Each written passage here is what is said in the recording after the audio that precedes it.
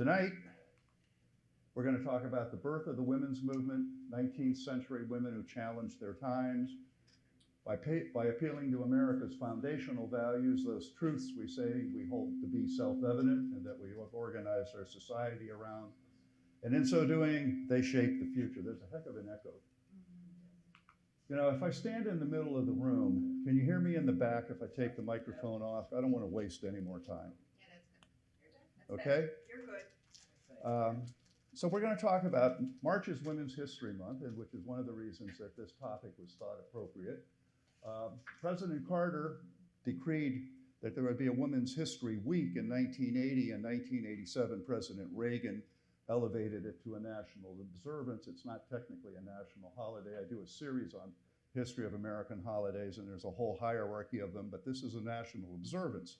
And when he did it, Carter referred to Dr. Gerda Lerner, who said that women's history is women's right. It's an essential part of our heritage. Now, Dr. Gerda Lerner is the woman who actually invented the academic study of women's history. She was the first person to actually write about women's history in America. She wrote her doctoral dissertation on two women we're going to meet later, the Grimke sisters, who were a fairly amazing team. And she started the first graduate programs in women's studies and in women's history, and the first doctoral program at the University of Wisconsin. And what she was talking about is that it's important to write back into history all of the people who made that history, not just to focus on a certain subset of people, which turned out usually to be a bunch of white guys. This all is part of a larger project, and some of you have heard me talk on parts of it, a larger project that I call the American Tapestry Project that I've been working on for 6 or 8 years. Some of you have been here when we did America in 1968. Some of you were here for the American Tapestry Project. Some of you were here for American Holidays. Some of you were here for Americans and their games, sports in American history. And this actually is an outshoot of one of the subsets of sports in America, sports in the quest for women's rights, because you can trace the evolution and development of women's rights in America by their participation in sports. You can also trace it by changing styles and fashion. And one of the things I always say as I begin talking about this, particularly the women's history part, is I'm keenly aware there's at least 2 or 3 people in the room, maybe more, who know far more about this than I do. So if I make any egregious mistakes, or by either commission or omission, I've got a reasonably thick skin. It's not impervious, but a reasonably thick skin. And just correct me, because that's the only way you learn anything. So what we're going to talk about tonight are the beginnings of the women's movement in America and the people who made that happen. Usually when you talk about American feminism, you talk about it in terms of there are 4 waves. People break it down into 4 movements. The first, of course, from the very beginning begins with the first Women's Rights Convention in Seneca Falls, New York in 1848, and is said to have ended with the adoption of the 19th Amendment giving women the vote. It then goes, there's almost a half a century of silence, which turns out it's actually not that silent. There are a lot of things happen, particularly with Eleanor Roosevelt, the Perkins, and some other people in the interwar period. But then the second wave is said to have begun when Betty Friedan published The Feminine Mystique in 1963. That goes through the 1980s. Third wave feminism is said to have begun with the Anita Hill hearings, which gave rise to the focus on sexual assault and sexual harassment. And then fourth wave feminism is when the #MeToo movement began. All we're going to look at tonight is the first wave, the origins of the women's movement. If you go back to colonial America, women lived in a very different world than you live in now. There are certain remnants of that world that still impact your world, but it was a very different world. What rights didn't women have that the women's rights movement sought? Well, the short answer would be just about everything. I mean, literally just about everything. the role of women in society, the legal role of women in society was governed by something called the law of coverture. And the law of coverture comes from English common law. Blackstone has it in his commentaries. And it defined a woman's legal status relative to first her father and then her husband. Now, defining her legal status relative to her father overlaps, of course, with childhood and the relationship between children and adults. The one that is most important to understanding the women's rights movement would be the relationship of a woman to her husband. And it was actually quite simple. When a woman married, she ceased to exist as a separate entity, as a separate legal or social entity. She is subsumed into her husband's person. And under the law, in a marriage, there was only one person, and as Supreme Court Justice Hugo Black said, that person was the husband. A woman had no legal rights other than those rights that came from the husband, and those were very limited and not at all. And so a married woman was called, someone who's called a femme covert, and a femme sole was an unmarried woman.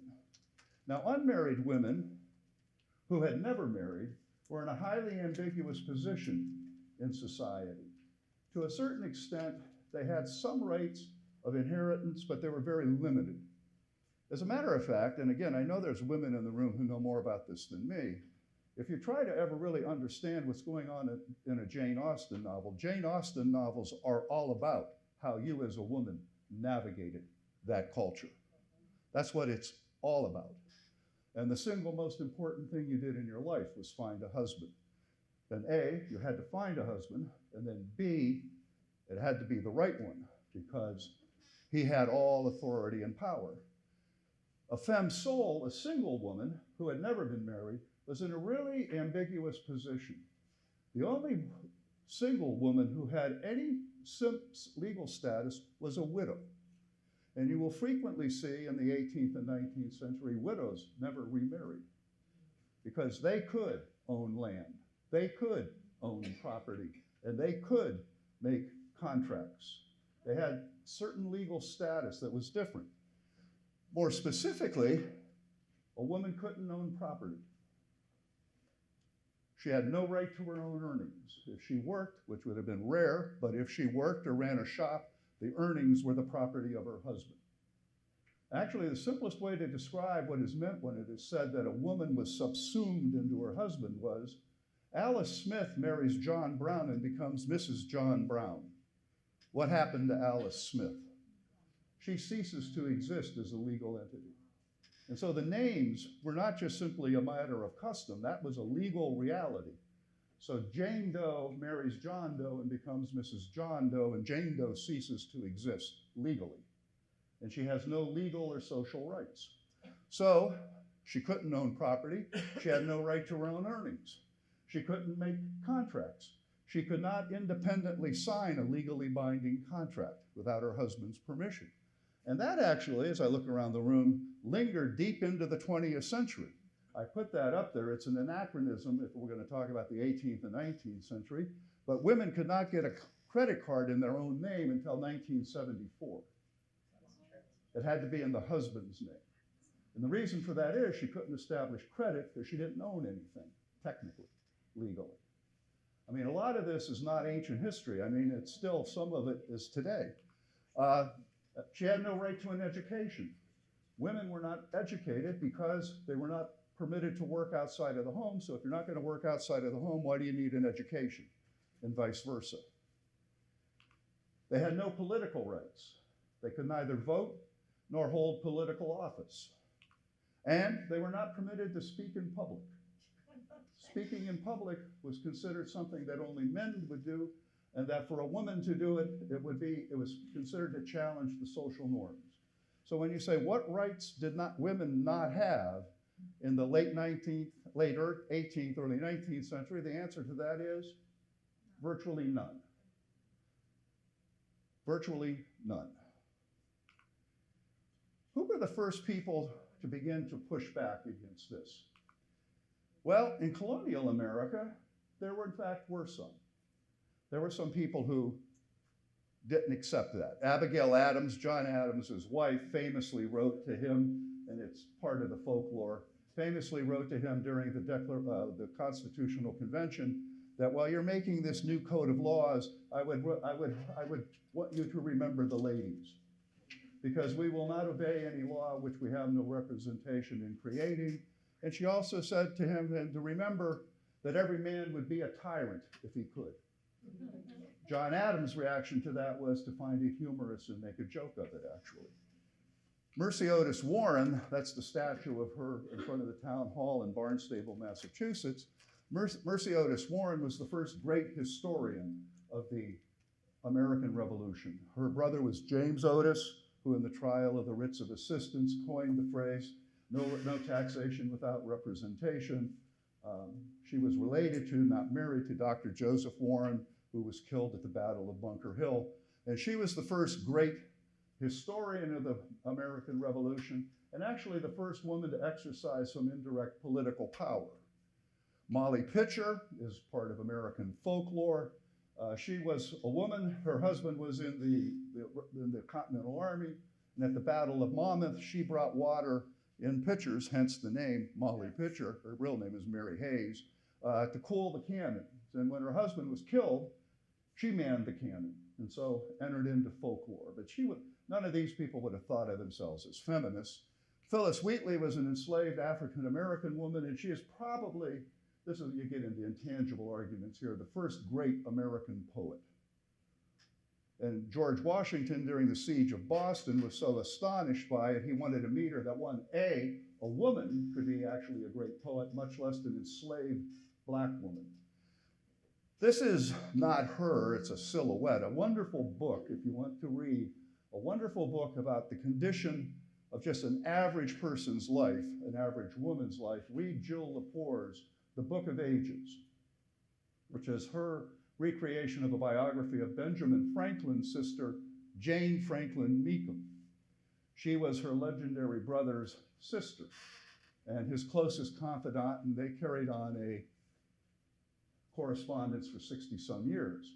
She lived a very different life. She married a fellow who turned out to be mentally ill and incapable of supporting her, and she had two mentally unstable sons. And so she ran a shop in their home in Boston where she made soap and kept the family together through sheer willpower and her own shrewdness. Her brother helped her on occasion when he could. And that is a powerful insight into another world. But probably the person up here who has the most political influence in that era is this woman, who I'm going to wager even the people who know a bit about women's rights don't know who she is. She's Eleanor Willing Powell. She is a doyen of Philadelphia society, and she was one of the most politically influential women of the time. But because she couldn't vote, because she couldn't hold office, she did it by conducting a salon, like Madame de Staël would have done during the French Revolution, what we would call cocktail parties. She had they didn't call them that then. She had cocktail parties and teas in her home because she was one of the wealthiest people in Philadelphia, and the most important and powerful people of the era came to those. And that's where politics and deals were done. She is the person who's been written out of history. Some of you may know this. When Benjamin Franklin left the Constitutional Convention, most history books said a woman asked him, "What have you made?" And he said, "A republic if you can keep it." You've probably heard that. Well, the woman who was written out of history who asked him that question is Eleanor Willing Powell. She's also George Washington's closest confidant and closest personal friend during the times when the capital was in Philadelphia. And it was Eleanor Willing Powell who told Washington, who hated being president actually, that he had to run for a second term. Well, didn't run. There was no contest. He's the only president ever elected by acclamation and unanimity. He wanted to quit, and she said, "You have to do it again. You have to do a second term or the republic won't stand." So he did it.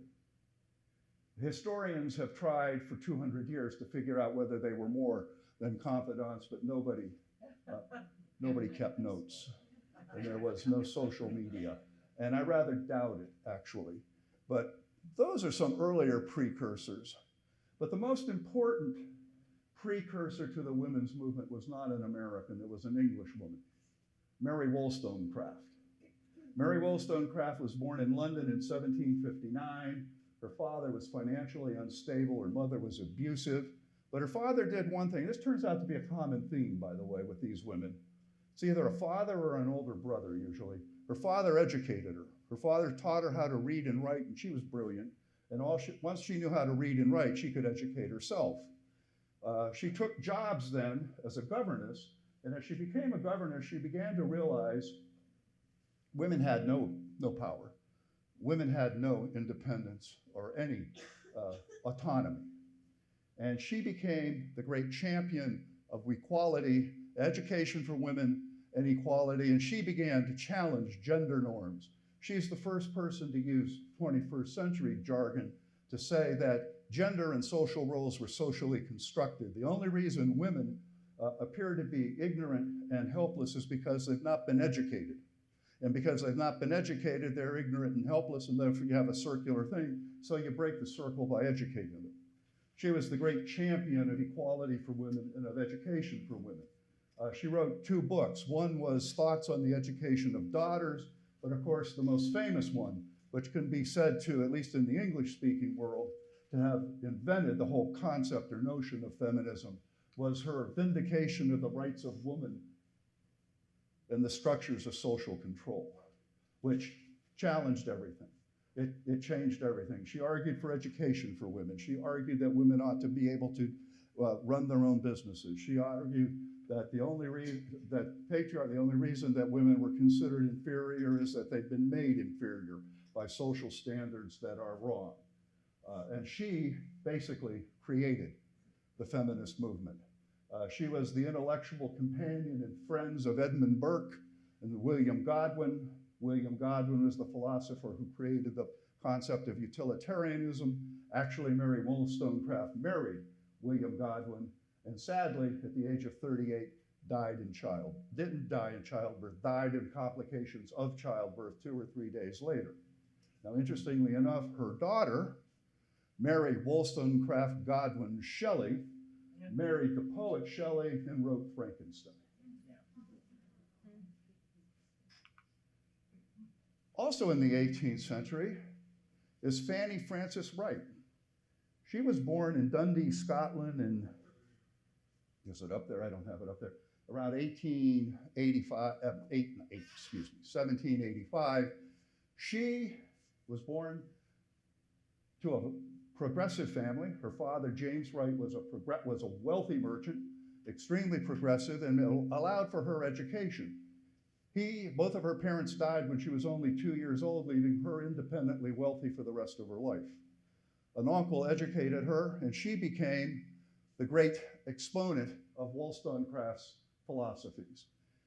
She was the first woman, by the way, to give public speaking, to speak in public in America, defying all social conventions.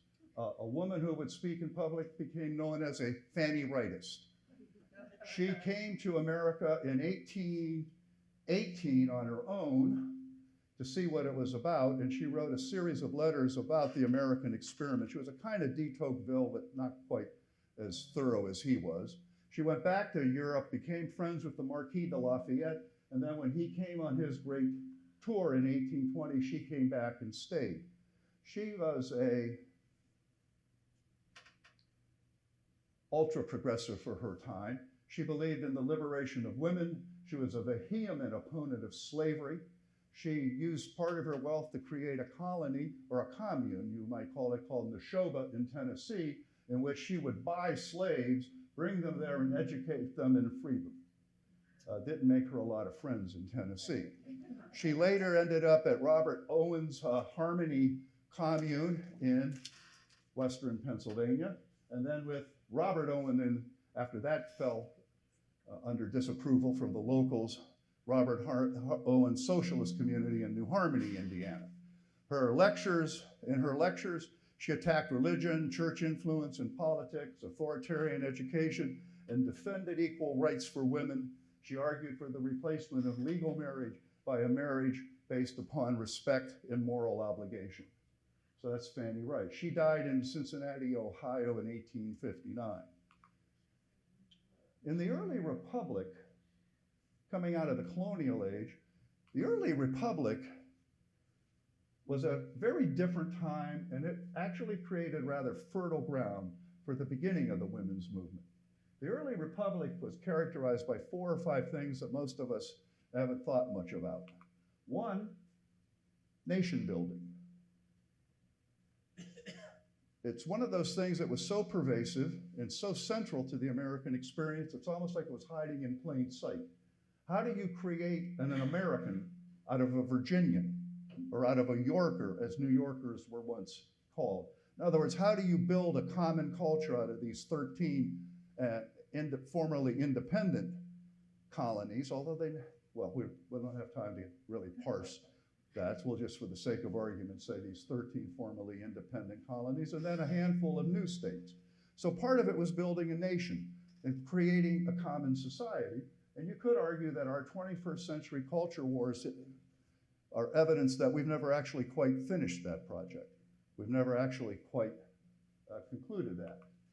The other thing was you had the beginning of the erosion of church and religious values. In the South, the Anglican and the Episcopal and Presbyterian churches were losing control to emerging dissenting sects in revivalism. In the North, Puritan strictures, Puritan control of New England culture and New York culture was giving way to Unitarianism. And so there was a loosening of control. The rise of Hamiltonian market-based capitalism and industrialism. Industrialism changed society. Prior to that, it was based upon agricultural and home-based handicrafts. With the rise of industrialism, home-based handicrafts were gone. That was moved to mass manufacturing. Mass manufacturing produced commodities or goods that were sold in this new thing called commercial stores. And that had a powerful impact on the role of women, because when the economy was based upon either agricultural products, therefore farms were run by farmers and farmers' wives, or home-based crafts, the shop being the front room or the front portion of the home, the woman was an economic engine. Part of what happens with this rise of industrialism and the shift in the nature of the economy is women lost their economic role, and they have to have a new role. And of course, part of that was the escalating rural to urban migration as people began to leave farms. And you have the first, particularly by the time you get to the 1840s, you have the first post-colonial wave of non-Anglican, non-English, non-Protestant immigration. Irish Catholics and Roman Catholic Germans coming out of the failed revolutions of 1848. That gave rise to 2 things. We're not going to talk about muscular Christianity. Part of muscular Christianity, which gave rise to the YMCA movement, was concerned about the welfare of men, because men had left the farm, were now working in the cities, and 2 things was thought. 1, they would become physically weak, and 2, more importantly, morally dissolute. The YMCA movement was designed to prevent that, or at least to try to fight that. But more important was, what happened to the role of women? Given that they'd had no legal standing, and to the extent they had any independence, it was the limited economic power they had running homecraft and home shops, is woman, and now, I didn't say this earlier, the history of the women's movement in America originally is primarily the history of middle and upper middle class and even upper class women. Had very little to do with working class women, poor women, and enslaved women. Had very little to do with this. The women's movement was created by middle class and upper middle class women who were actually pushing back against the changed role of their status as a result of all of those things I just discussed. And what happened is that a whole new philosophy arose about the role of women.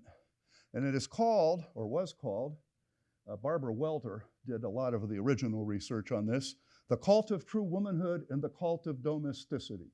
And this was a galaxy of values that defined rather strictly the role and behavior and expectations of middle and upper middle class women, and by extension, all women. And the cult of true womanhood and the cult of domesticity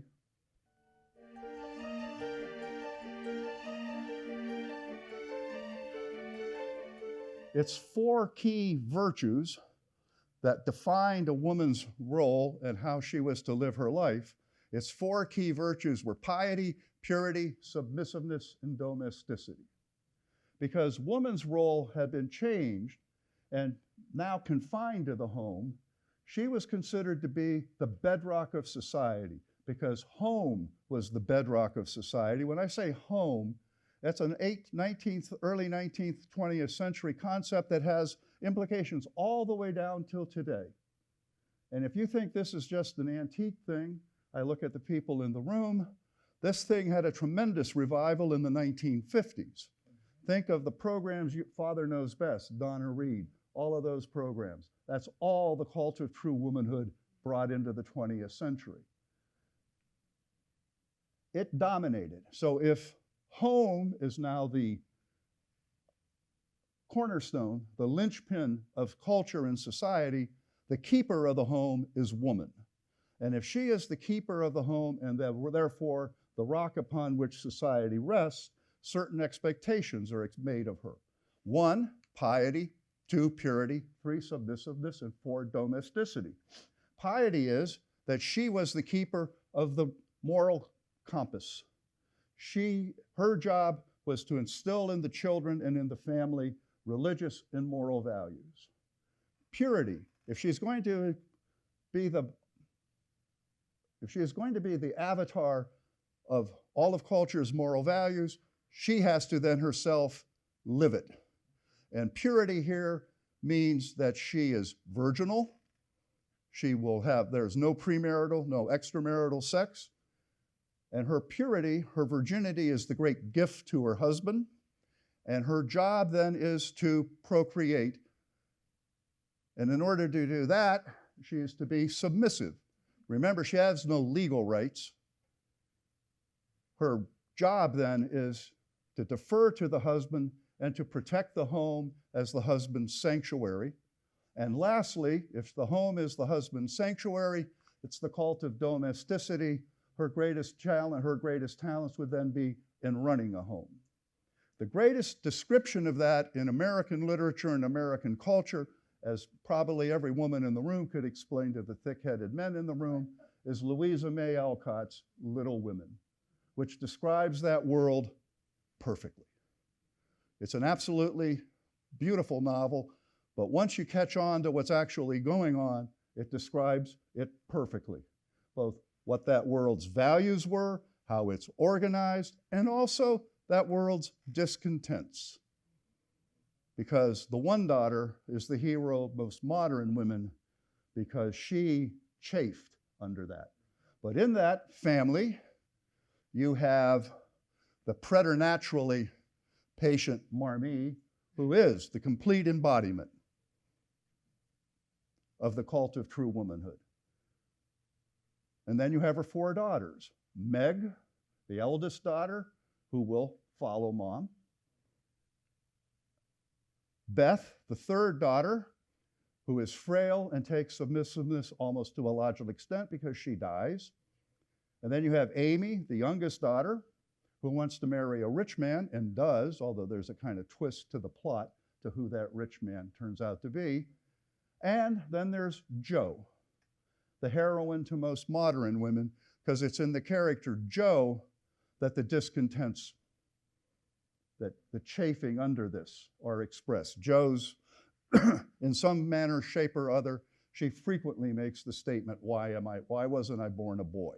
She wants to be, and of course, Jo is Louisa May Alcott's alter ego, because Louisa May Alcott never married. Louisa May Alcott never went home. Louisa May Alcott made her living as a writer, and most of what she wrote were potboilers and mysteries and romances. Little Women was somewhat different because it's a high work of art, and probably the only high work of art she ever wrote. So Alcott and Jo, Katharine Hepburn being the most famous of them, of the people who have played it, express both the values of that culture and its discontents. So if you want to know what the cult of true womanhood is about, read Little Women. because that's the greatest description of it in our culture.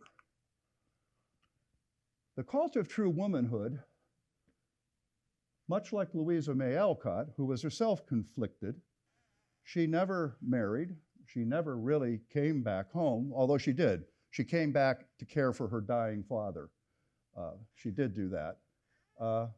It gave rise, though, that notion of true womanhood and the cult of domesticity and the nascent flickering women's rights movements created what I call conflicted women. Women who, like Jo, like Louisa May Alcott herself, chafed under it, but who couldn't quite ever break free of it.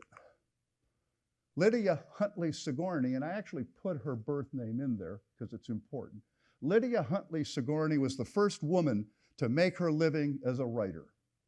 She was sometimes called the sweet singer of Hartford.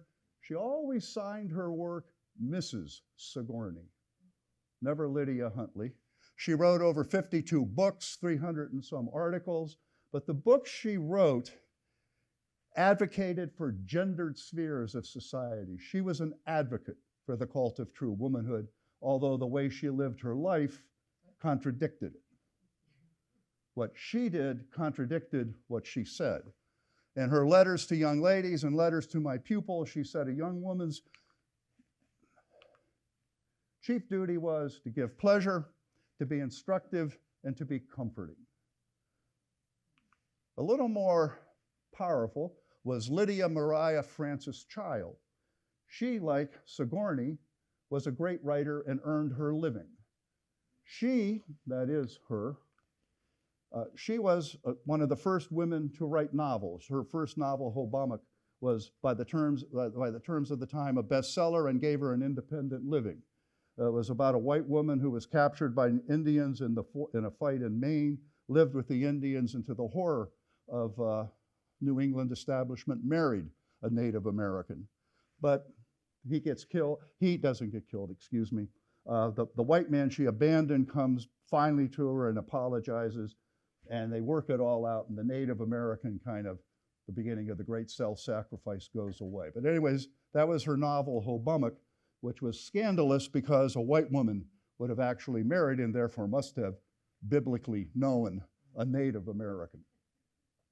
She also wrote and edited for 25 years the dominant cookbook of the era, The Frugal Housewife. She also was probably the greatest writer of children's literature of the era. She wrote the most famous poem ever written about Thanksgiving that you've known since you were that high. Over the woods and across the river and over the woods to grandfather's house we go. It's called the New England Schoolboy's Poem. And it's about Thanksgiving. That's Lydia Maria. But she also had an alter ego. She was one of the founding members of the American Anti-Slavery Society. She was the editor of the American Anti-Slavery Society's newspaper. She wrote a book called On the Thoughts and Observations on the Condition of that Class of Americans Called Africans.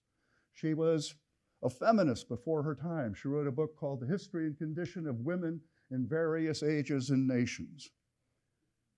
She learned because her education was she had a brother who helped her learn when she was younger. She also married a guy named David Child who was utterly incompetent and inept, but because divorce was impossible to get, she had to support him throughout their marriage. She actually never turned on the cult of, she never turned on it. She defended it, but again, by the example and the way she lived her life, she contradicted it. Probably the most famous person you never heard of was Sarah Josepha Hale. Anybody know who Sarah Josepha Hale was? Sarah Josepha Hale was the most powerful and influential woman of 19th century America. She was the editor of Godey's Ladies' Book. She was Oprah Winfrey and Martha Stewart. No one did anything until they found out what Mrs. Hale would say about it. Mrs. Hale was married to a man named David Hale. And they had a very wonderful marriage, and he apparently, by all reports, was a marvelous person, except unfortunately he died when he was 33, leaving her a widow at 32 with 5 children. And there's no way to earn a living She and her sister-in-law opened up a milliner store, a notion store in the front room of the house, but Sarah Josepha Hale hated it. She hated needlework. She hated housework. She wouldn't do it, which is ironic, because think of what she later, but she could write. And she wrote a novel called Northwood. And that novel succeeded and gave her the income to leave, although she also put her children with her two brothers. And she went to Boston and became an editor. And then ultimately she went to Philadelphia and became the editor of Godey's Ladies' Book. And as I said, she was the most influential woman of the 19th century. For example, you celebrate Thanksgiving because of Sarah Josepha Hale. Thanksgiving had nothing to do with pilgrims. Nobody even knew about the pilgrims at Plymouth Rock and Thanksgiving until somebody discovered the diary of Edward Winslow in about 1875. You celebrate Thanksgiving the way you do, because that's a New England celebration, that Sarah Josepha Hale described the classic New England dinner in great detail in her novel Northwood, and then from her position as editor of Godey's Ladies' Book, petitioned presidents for 35 years to declare Thanksgiving a national holiday until Abraham Lincoln finally did in 1863 as an act of national unity. Thanksgiving really wasn't celebrated in the South until the 1930s and 40s because it was considered a Yankee, in particular a New England holiday. You have Christmas trees in your home because of Sarah Josepha Hale. She was taken by a photograph. This is the adaptation of it. She was taken by a photograph of Queen Victoria and Prince Albert with their Christmas tree on the table in Buckingham Palace, or probably it was Windsor Palace actually. She then took the tiara off the Queen, took the sash off of Albert, turned it into an American thing, and relentlessly promoted Christmas trees. Because Sarah Josepha Hale, along with Washington Irving, and several, Thomas Nast and a couple of other people, are the 5 people who invented the American way of Christmas, which is not nearly as ancient as you think. It's essentially a middle and late 19th century custom. And she was the harbinger of it. She was the great apostle of it. She also championed women's right to an education. She sponsored and backed Elizabeth Blackwell, the first woman ever to earn a medical doctor's degree, the first female physician in American culture. She's a founder of Vassar College. She believed that women had a right to work any job they could. She had a champion of women's education. She practically invented the American tradition of philanthropy when she and a group of women raised the money for the Bunker Hill Memorial. And she founded the first daycare center in American history, the Seamen's Mutual Aid Society, as a place for the children of working mothers, particularly the wives of seamen who are off and sailors, and therefore in those days, literally for months, if not even a year or two at a time, and the wife had to now earn the living because there was no one else making a living till the husband came back, and what do you do? So she was this incredible person, except she opposed suffrage. She and Susan B. Anthony couldn't stand each other. It's because Sarah Josepha Hale believed that if women entered the political arena, they would sacrifice the moral superiority they had attained, which gave them their only power. And that if they lost that moral authority and got down into the pit and fought with men like men, they would lose any leverage they had in society. And so one of the reasons you don't hear about her is because she opposed women's rights. Yet the whole way she lived her life, everything she championed and defended, she was conflicted. A woman who wasn't conflicted and who is actually the inventor of American feminism is Margaret Fuller. Margaret Fuller was born in 1810. Her father, here's this theme that comes up, her father, having no sons, wanted to educate her the way he had been educated at Harvard. And so from the time she was 3 years old, she was taught to read. By the time she was 7 or 8, she could read Latin and Greek. She could do math. She's brilliant. She was trained and steeped in classics. So she wasn't really being prepared to become Marmee. This was not a role she was ever going to fit into. She moved to Boston as a young woman, becomes a writer, becomes associated with the Transcendentalist. For a time, she was the editor of the Dial. She is the friend of Bronson Alcott, who would be Louisa May Alcott's father. She was a close friend of Nathaniel Hawthorne and Ralph Waldo Emerson. She conducted conversations in Margaret Peabody's bookshop in Boston in which she would educate women. One of her friends and students was Lydia Maria Child. Because she was so brilliant, Horace Greeley hired her to be his foreign correspondent, and she went to Europe. In Europe, she was an ally of Mazzini at the Italian Revolution in the 1840s. But before she went to Europe, she wrote probably the most important book on women's rights in the 19th century. She wrote the book, the American version of Mary Wollstonecraft's Vindication of the Rights of Woman. It was her Woman in the 19th Century, in which she argued, much like Wollstonecraft, that gendered roles were, she wouldn't have used, this is 21st century jargon, she wouldn't have used this phrase, that gendered roles were socially constructed, that women were as smart as men and ought to be entitled to be whatever they had it in them to be. That the only reason that they were subservient was they were socialized to be subservient. And that was done because they were uneducated and couldn't argue back. She was a tremendous advocate for the equality of women and the right for women to be educated and for the right for women to be whatever they could be. Her famous line is, "Let them be sea captains if they will." Unfortunately, tragically, Margaret Fuller died at 40, returning from Italy with her Italian husband and 6-month-old child when the ship they were on caught fire and sank off of Fire Island on Long Island. And she died at the age of 40 in 1850. But she is the inventor of American feminism.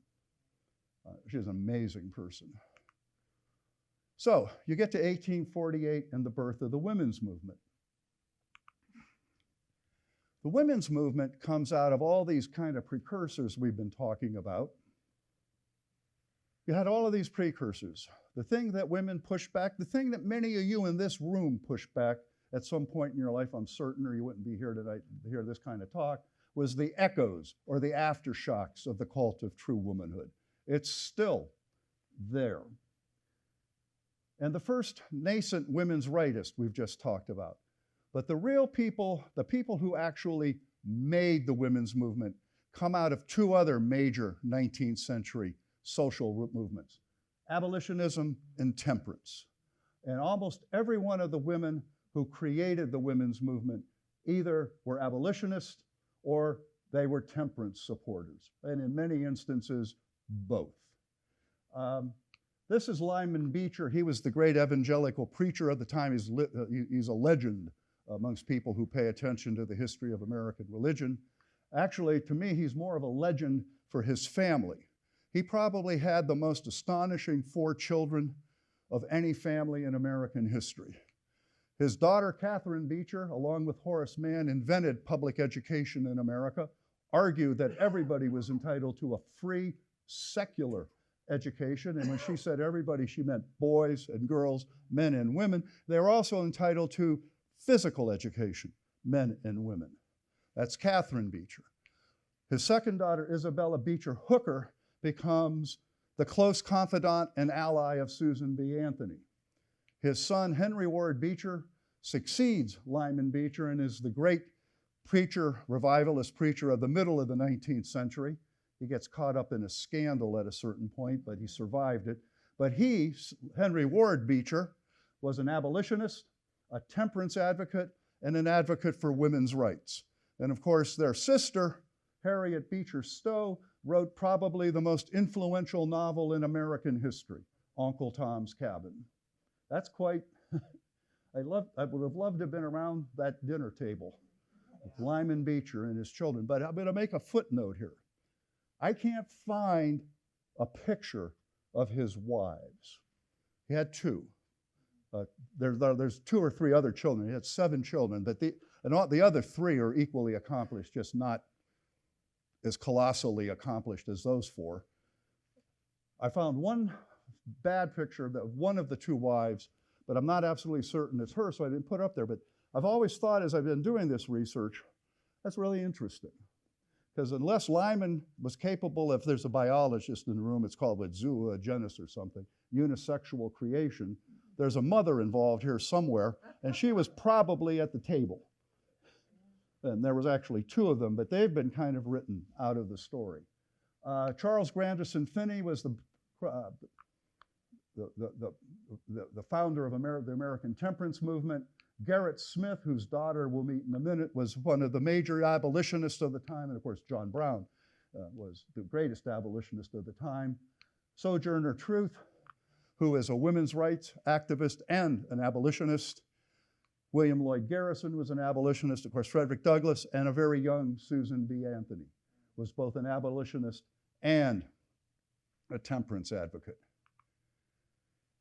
But the Grimke sisters are probably the most important transitional figures. Angelina and Sarah Grimke.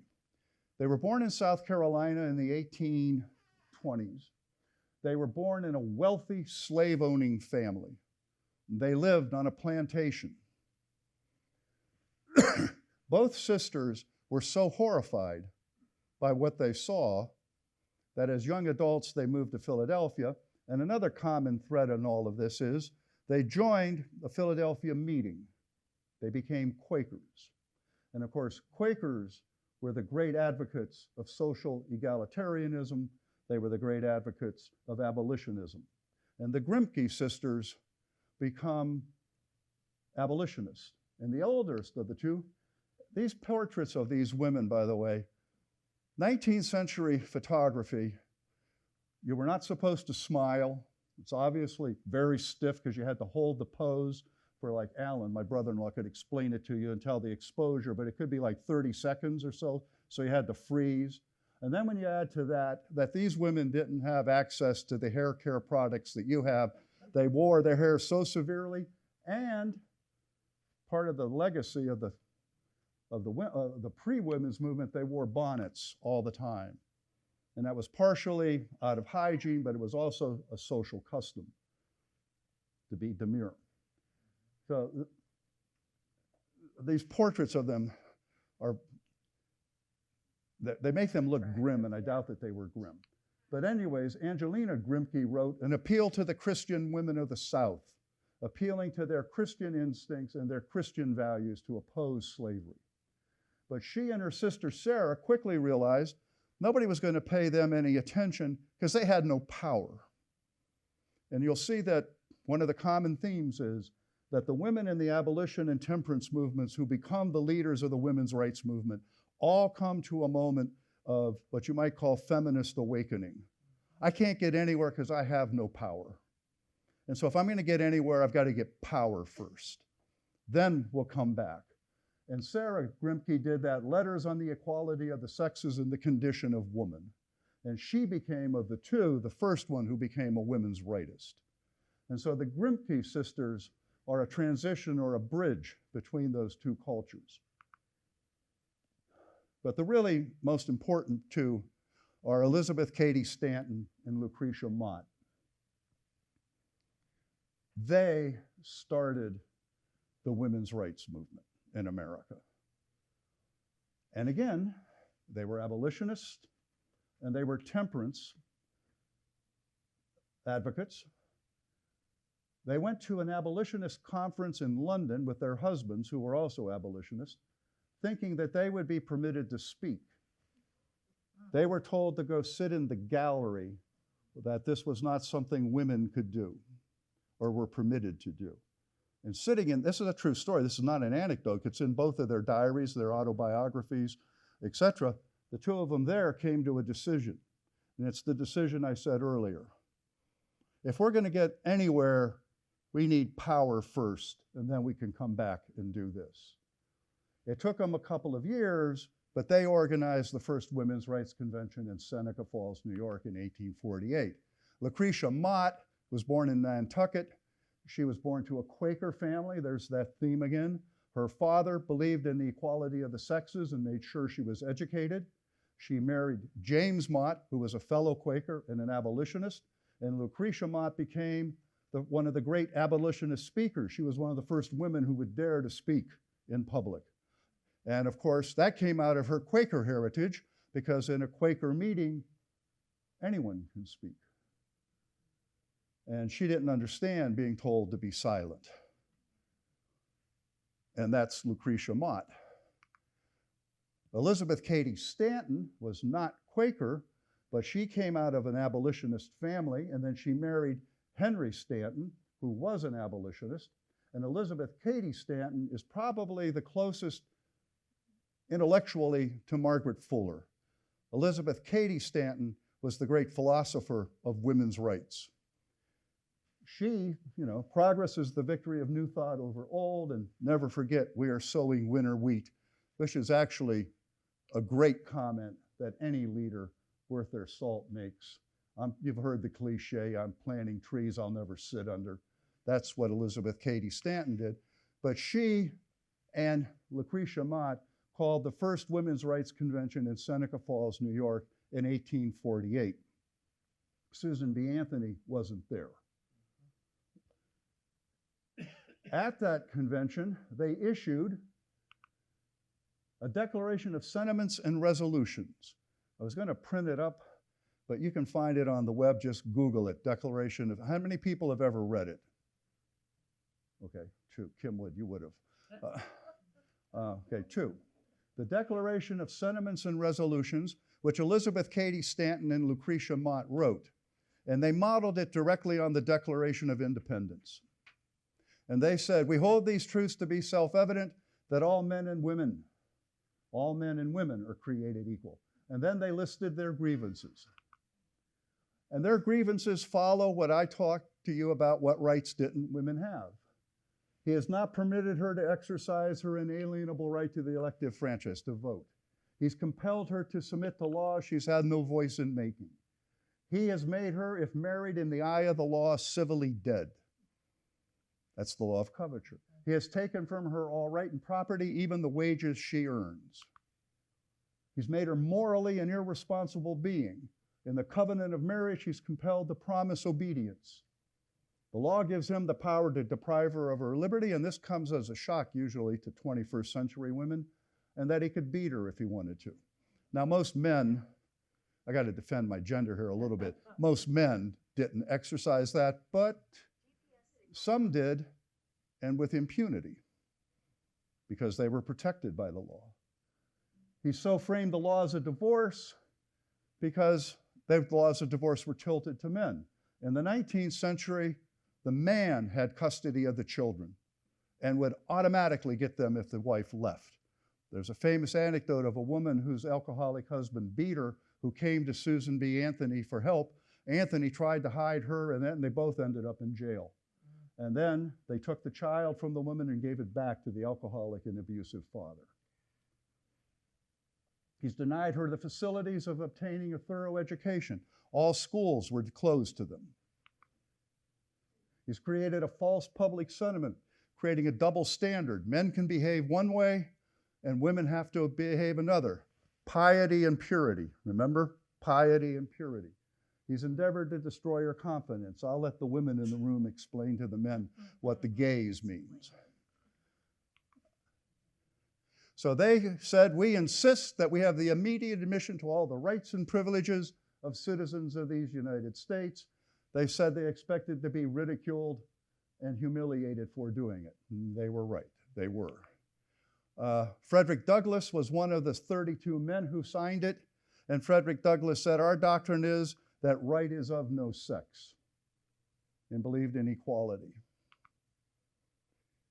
Something must have been going on in the water in central New York in the middle of the 19th century, because religious revivalism, the founding of Mormonism, the founding of hellfire preaching, and just extreme Christian revivalism, but also the women's rights movement, abolitionism, temperance, they all come from central New York in the middle of the 19th century. In 1849, this woman, Elizabeth Smith Miller, remember I said Gerrit Smith earlier was one of the great abolitionists. This is his daughter. Elizabeth Smith Miller believed that women's freedom was constricted by the clothing they were compelled to wear.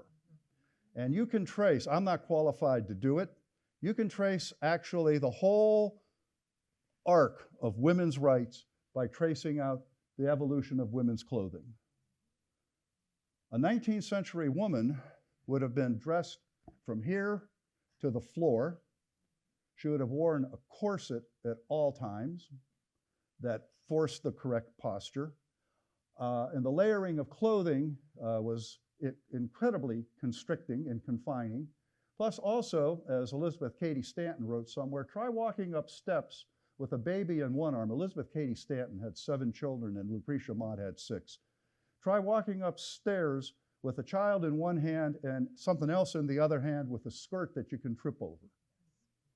And so Elizabeth Smith Miller began what was known as the Victorian dress reform, the attempt to begin to change women's clothing. She actually invented what was called the Turkish gown, which was a set of trouser-like slacks that women then would wear a skirt over that stopped at the knee. She took the design for that garment to her good friend, Amelia Bloomer. And Amelia Bloomer was the writer who edited The Lily, which was a temperance magazine and also a nascent women's rights magazine. Amelia Bloomer wrote an article praising the Turkish dress and put the pattern on how you would make it. As a kind of early example of the power of the media, you don't call bloomers millers, you call them bloomers.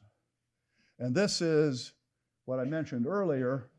And remember, I said the women's movement was driven by middle and upper middle class women. This is how you dressed. You're not going to move very quickly or very easily dressed like that.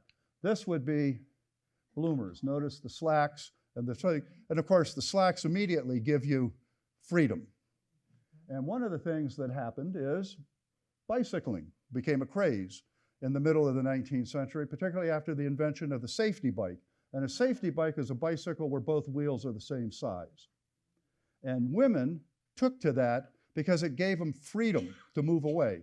And this should be Susan B. Anthony talking about bicycling. I'll tell you what I think of bicycling. I think it has done more to emancipate women than any one thing in the world. I rejoice every time I see a woman ride by on a wheel.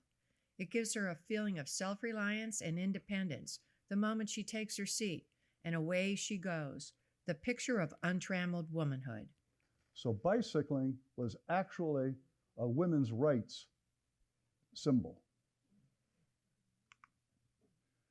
One of the most famous, and to my mind interesting, was Sojourner Truth, whose name really wasn't Sojourner Truth. She was born Isabella Baumfree. She was a slave in New York.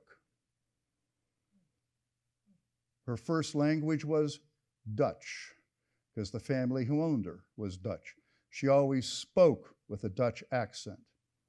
When she escaped to freedom, 2 things happened. She thanked Jesus Christ for freeing her and became a devout Christian missionary and a powerful advocate for abolitionism, as she told her story, and a powerful advocate for women's rights.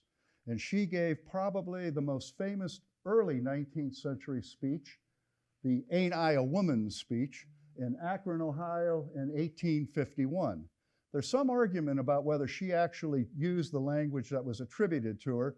A woman named Frances Gage later wrote down the speech, and Frances Gage gave Sojourner Truth an African-American Southerner's accent, which Sojourner Truth would have never spoken.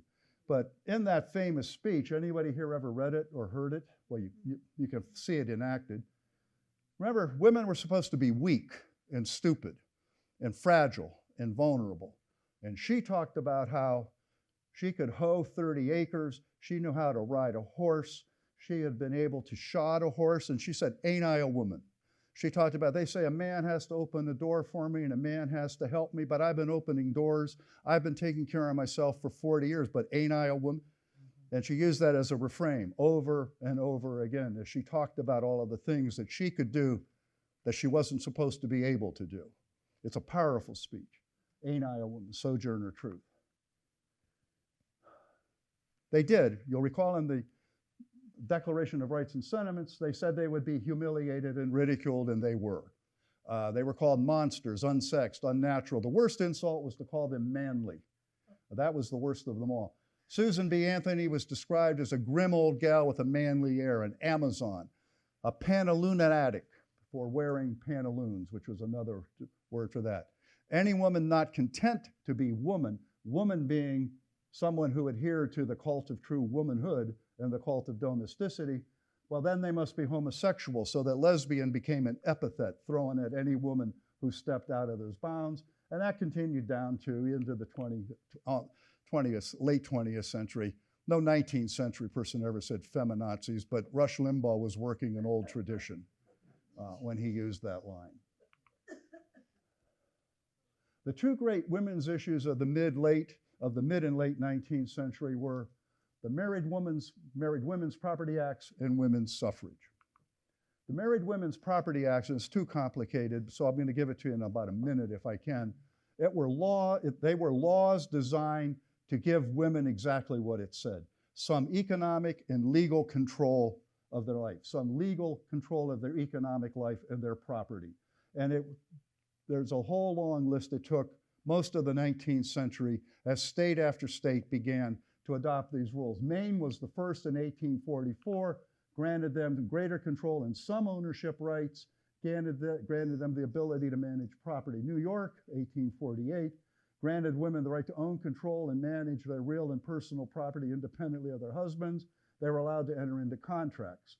Married women were granted the right to sue and be sued. And you might ask yourself, that's why I put it in bold letters at the bottom, why would men do a 180? Well, there was an economic recession in the 1840s, and it dawned on some that if you put property in the name of your wife and you were sued for bankruptcy, it couldn't be touched. And so the great motive to liberalize, if you will, the property laws came out of a kind of ironic motivation. And then women's suffrage. This is from an 1895 picture. That's Susan B. Anthony and Anna Shaw Howard at an 1895 Salt Lake City rally. Women's suffrage, the Civil Rights Act of 1866 started to give them, the 14th Amendment created a real ambiguous ground, because one of the things the 14th Amendment says is that anyone born in the United States is a citizen of the United States. Then it says in a subsequent clause, and all citizens of the United States are entitled to vote. That created a kind of legal ambiguity for a while. 15th Amendment, Wyoming was the first state, well, in 1869 it was a territory, to grant women the vote. Victoria Woodhull is the first woman to run for president. Susan B. Anthony votes, and then again Wyoming voted. In the 19th century, there were only 4 states that granted women the right to vote: Wyoming, Colorado, Idaho, and Utah. And an interesting question would be, if you didn't see that slide and you didn't know this material, and I asked you who was the first state, or what was the first state to grant women the right to vote, you might have said Massachusetts or New York. No, it was Western states. So why Western states? Pioneer women. Pioneer women were tough. You don't go across an empty continent, build something out of nothing, and then tell me I don't have any right to say anything. So it's no accident the first 4 states, and the ones that come after it are Montana, Oregon, and Washington, and California. It's a Western phenomena. For the very, not at the risk of an oversimplification and a bit of a cliche, but for the simple reason pioneer women were tough. You're not going to tell them, to go home. The most important person, however, and I want to do her justice before I run out of time, I think the more I learn about this, I think of Susan B. Anthony kind of like I think of George Washington, but perhaps in a different way. I got to explain that. I've done a number of presentations on George Washington over the years, and I always begin them by saying George Washington is the person whose name everyone knows and about whom most people know nothing. They know the cliches, and that's it. He's everywhere and omnipresent. I talk about the nation's capitals named after him. There's a state named after him. In every state, there's a county named after him. In every county, there's a township named after him. In every town, there's a school. But most people can't tell you anything really beyond that. He could not tell a lie and he chopped down a cherry tree, both of which are false. Washington was the consummate politic. You don't mount revolutions against the most powerful empire of your time because you're a naive namby-pamby. You know, Washington did what he needed to do. Susan B. Anthony's kind of like that, maybe on a lesser scale. Everybody knows that name, and almost no one can tell you what she did. She was a lion. She's an amazing, absolutely amazing person. The more I learn about her, the more I'm amazed by her, the more I'm awed by her. She was born, here we go again, into a Quaker family. Her father, Anthony Reed, and her mother, her father, Daniel Anthony, and her mother, Lucy Reed Anthony, believed in equality, so they educated their daughters and their sons. Susan B. Anthony handed out her first anti-slavery petitions when she was 17. She became a teacher. Now, women weren't permitted to become teachers. That comes later. That's one of Sarah Josepha Hale's triumphs. But women were permitted to teach what we would call, well, what they called dame schools, what you would call kindergarten or preschool or nursery school. And they could teach the rudiments of reading and writing. Anthony went further. She could do that, but she also ran an academy called, I always mispronounce this word, the Kanajahari Academy in New York. And there, away from her parents, she began to loosen her Quaker rules. She changed the way she dressed. She got rid of the bonnet. You will never see a portrait or a photograph of Susan B. Anthony with a bonnet on. That was the first thing she got rid of. When the academy closed, she returned to her father's farm and took over the management of it. While she was running the family farm, she became active in abolitionism and temperance. Then in 1851, she met Elizabeth Cady Stanton, and the 50-year partnership began. They were like this. And it wouldn't be fair to Susan B. Anthony to say that Elizabeth Cady Stanton was the brains. Elizabeth Cady Stanton was a philosopher and a thinker. She also had 7 children, so she couldn't go. Susan B. Anthony never married. And Susan B. Anthony's genius, besides her unbelievable willpower, her just refusal to be intimidated or to back off, was she was an organizational genius. She ran all of these organizations. She made them work. And she was single-minded in her dedication. In 1853, she delivers her first public speech. Remember, a woman standing up and speaking in public was an act of defiance. She gave her first public speech. She became an agent for the American Anti-Slavery Society. 1868, she founded a magazine called The Revolution, which was a women's rights revolution. Its motto was, men their rights and no more, women their rights and no less. There was a big split in the middle of the 19th century. Lucy Stone and Frederick Douglass, coming out of the Civil War and the passage of the 15th Amendment, wanted black men to get the vote first. They thought that was critical. Susan B. Anthony and Elizabeth Cady Stanton agreed, but they also refused to have women take a second place. And as a result, the two groups split. Anthony and Stanton founded the National Women's Suffrage Association, Lucy Stone and Frederick Douglass, the American Women's Suffrage Association. And for most of the 19th century, they operated in parallel. They ended up merged in the 1890s. Elizabeth Cady Stanton's daughter, Harriet Stanton Blatch, finally reconciled them.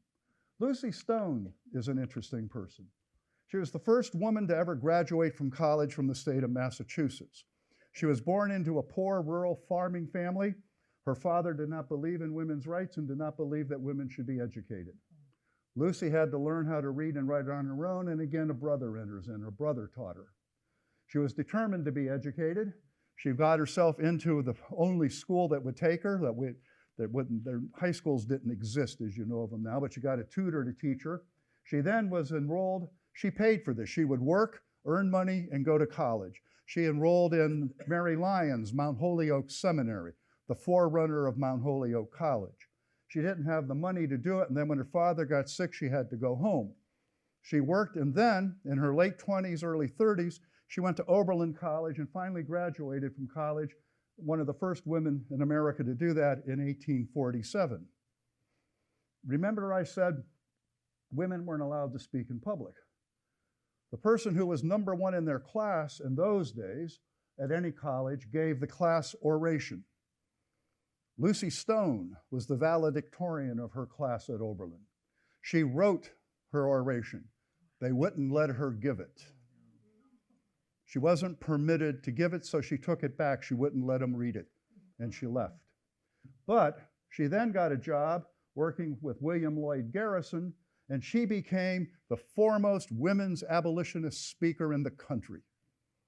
And she made her living as a women's abolitionist public speaker, an advocate, a crusader, and then that morphed into women's rights. In 1855, she married Henry Blackwell. Henry Blackwell was the brother of Elizabeth Bly. One of the interesting things is all these people knew each other, which is kind of how things work. There's networks. Anyways, Henry Blackwell was Elizabeth Blackwell, the first woman physician's brother.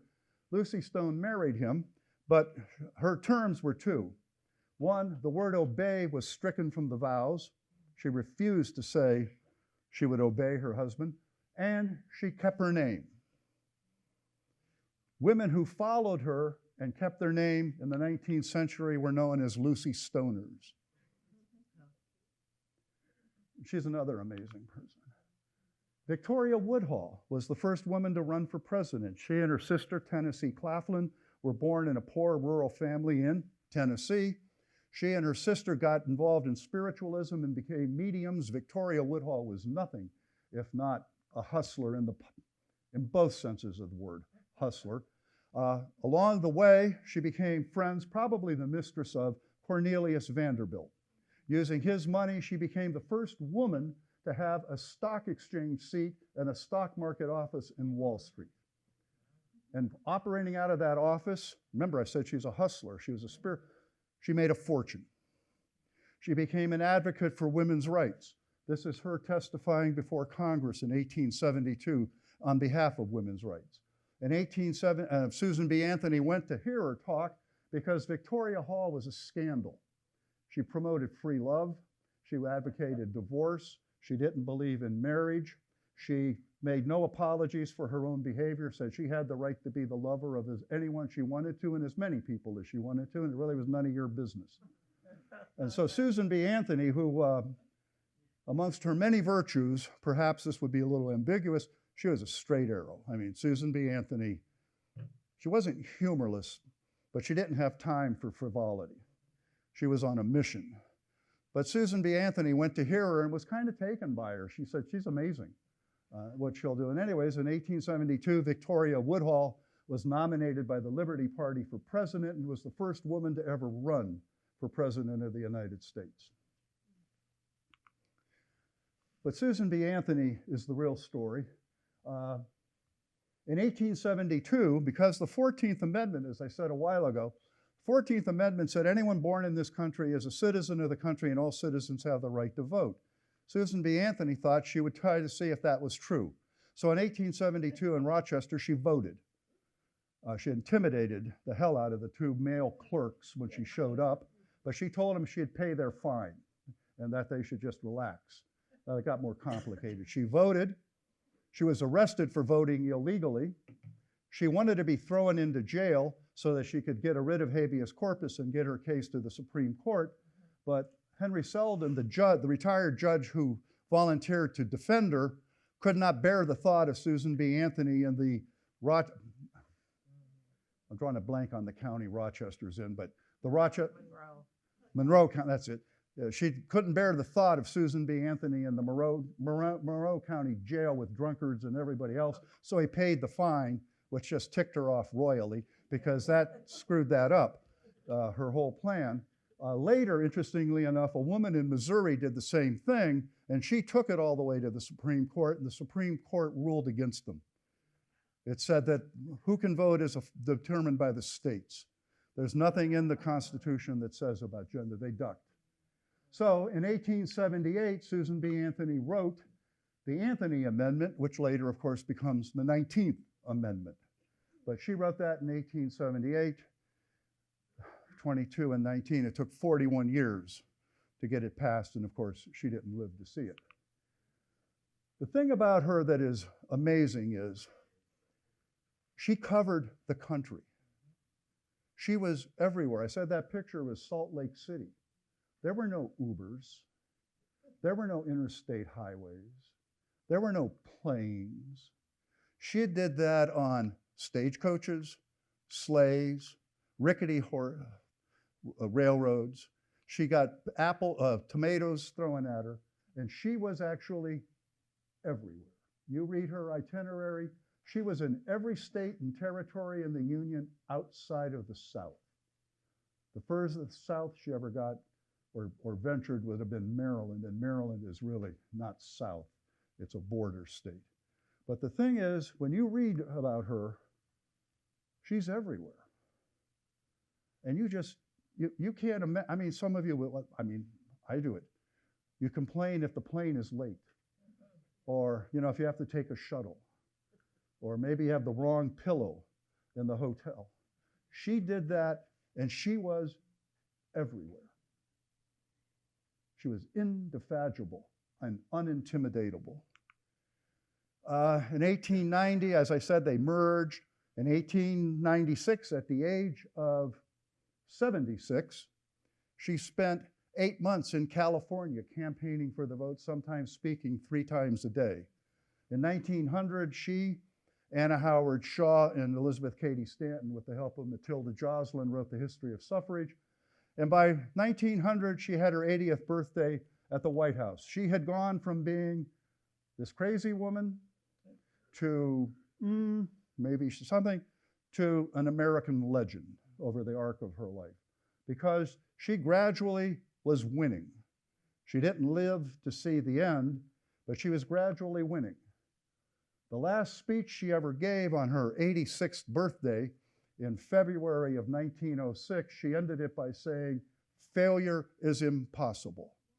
She died a month later. Every person in this room, but the women in particular, owe her an incalculable debt. Everything you do, you owe at least part of it to her. I mean, she's just an absolutely amazing person. Some other women of note, Elizabeth Blackwell, I said, was the first doctor. This is Isabella Beecher Hooker. I've talked about her. This is Anna Howard Shaw, the ally of Susan B. Anthony. Clara Barton founded the Red Cross. That's Matilda Goslyn Gage, who, with Susan B. Anthony, wrote the history of suffrage. This is Ida Bennett Wells, who was the great African-American rightist of the time. She was the person who crusaded against lynching. You want to talk about courage? A lone black woman going into the Deep South in the 1890s, arguing against lynching. That's the definition of guts. Ida B. Wells became a great champion of women's rights. Mary Terrell Church, another African-American woman, founded the National Colored Women's Suffrage Association. They both were founders of the NAACP.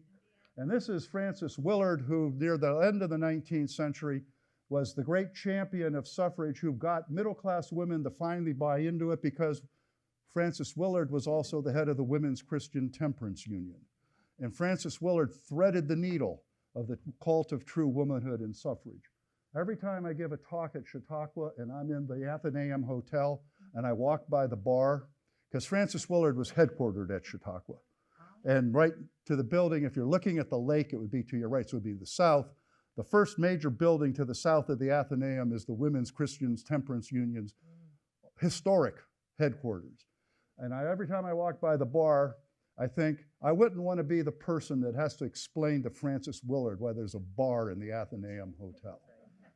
You know, I'd like to be a fly on the wall watching that, but I wouldn't want to be the worst in doing it. Well, by the time the century ends, there's a new generation. That would be a whole other presentation. Carrie Chapman Catt, boy, that was interesting. Yeah. Mangling of syllables. Carrie Chapman Catt succeeds Susan B. Anthony as the head of the National Women's Suffrage Association. And in 1885, the other woman, every woman and man in this room, but women in particular, owe an immense debt to, is born, and that's Alice Paul. Because Alice Paul finished what Susan B. Anthony started. But by the time you get to the early 20th century, and I'm going to wrap this up, there's something called the New Woman. Because of the work of Susan B. Anthony and others, the whole notion of the cult of true womanhood is breaking. And women have escaped from the home. They've become doctors. They can now become teachers. They can enter into contracts and start businesses, and it's changing. And Nellie Bly, who, by the way, was the great journalist of the era, she is from Pittsburgh, Pennsylvania. She began her career as a journalist in Pittsburgh, made her name on Joseph Pulitzer's New York Herald when she, New York World, excuse me, when she exposed the corruption in the mental asylums on Rikers Island. And then, remember Jules Verne's Around the World in 80 Days? She told Joseph Pulitzer she bet him, I can do that. He bet her she couldn't. She did it in 76 days. In any event, in an 1895 interview, Nellie Bly asked Susan B. Anthony what the new woman would be. She'll be free. Then she'll be whatever her best judgment wants to be. And by the time the 20th century changes, the role of women has begun to change, slowly. They now have jobs. They work in factories, operators. Some of them run things. Some of them are teachers. The clothing has changed. It might strike you as that's still fairly modest and confining, but compared to what it was, it's freer. And they can do things, and they go to college. There was also another image, the more popular culture image of the new woman. And what's happened there, of course, is media. And the media is both the media of film and recorded music, but it's also image, Edison's movies, recorded music, vaudeville. This, by the way, is Trixie Fraganza, who was the great vaudevillian comedian of the era. A fellow who was trying to seduce her named James Norwith wrote, "Take me out to the ball game," to curry favor with her because she was a baseball fan. She was also a suffragist and a radical supporter of women's rights. But as I said, that's a whole other presentation. The fight for the 19th Amendment, this is Alice Paul being arrested, demonstrating outside the White House in 1917. She was imprisoned. She went on a hunger strike. They fed her through a tube in her nose for 8 months. She was never conceded. When they finally gave up and let her out, she went right back. And finally, Woodrow Wilson agreed. He said it was a wartime measure. He never explained who his war was with. And it was Alice Paul. And that is something I think men and women need to remember. Women weren't given the right to vote. That's a feminist meme. Women weren't given the right to vote. They fought and died for it. Remember that when you vote in November.